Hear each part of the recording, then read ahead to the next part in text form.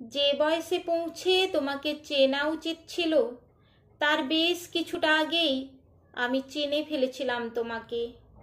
ইদানিং অন্ধকার বিছানায় বসে বারবার মনে হয় কথা। সময়ের আগে যারা কোথাও পৌঁছে গিয়ে দাঁড়িয়ে থাকে, এই পৃথিবী তাদের গুরুত্বহীন ভাবে।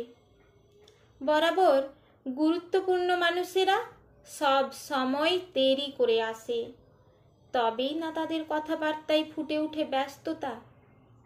কিন্তু আমার সামান্য জীবনে এই ব্যস্ততার অজুহাতে আমি শেষ হয়ে যেতে দেখেছি বহু যোগাযোগ।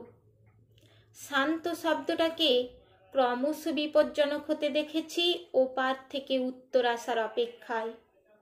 একসময় এসটিডি বুথে দাঁড়িয়ে যাদের টাকা ফুরিয়ে গেলেও কথা ফুরোতো না, আজ তাদের অনেকের কাছেই টাকা রয়েছে, শুধু বহুদিন আগে একটা ঝড়ের পর তাদের কথা ফুরিয়ে গেছে আচমকা।